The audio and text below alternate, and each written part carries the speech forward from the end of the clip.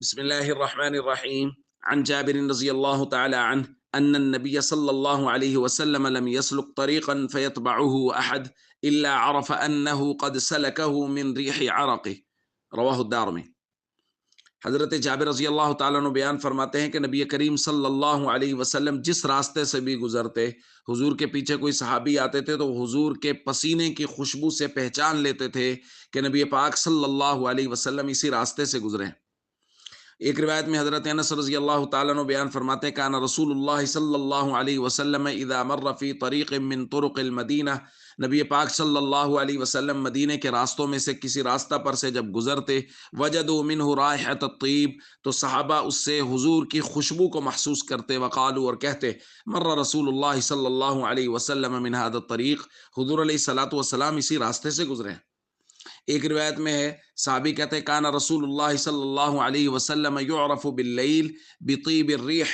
رات کے وقت نبی کریم صلی اللہ علیہ وسلم اپنی خوشبو سے پہچانے جاتے تھے کہ حضور علیہ الصلوۃ والسلام کے پسینے کی خوشبو سے معلوم ہوتا تھا کہ نبی پاک صلی اللہ علیہ وسلم یہاں سے گزرے۔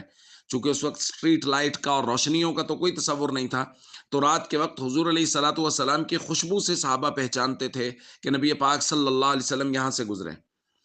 ایک چھوٹی عمر کے صحابی کہتے ہیں میں کسی وجہ سے گھبرایا ہوا تھا تو حضور علیہ الصلوۃ والسلام نے مجھے اپنے سینے سے لگا لیا، تو میں نے حضور علیہ الصلوۃ والسلام کے پسینے کو محسوس کیا، پسینے کی خوشبو کو محسوس کیا۔ فرماتے ہیں کبھی کسی مشک و عنبر کی خوشبو بھی اتنی حسین نہیں تھی، اتنی پسندیدہ نہیں تھی میرے لیے جتنے نبی پاک صلی اللہ علیہ وسلم کے پسینے کی مبارک خوشبو میرے لیے تھی۔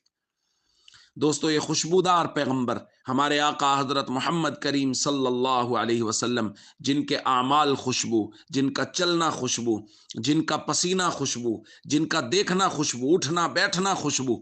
اللہ نے ہمارے حصے میں رکھے، یہ اللہ کا خاص کرم ہے۔ اس پر اللہ کا بے حد شکر ادا کرنا چاہیے، اور اس شکر کا طریقہ جیسے میں بارہا درخواست کر چکا ہوں، فرائض و ارکان اسلام کی پابندی کریں، اللہ کا شکر ادا کریں کہ اللہ نے ہمیں اپنے محبوب پیغمبر صلی اللہ علیہ وسلم کی امت میں پیدا فرمایا۔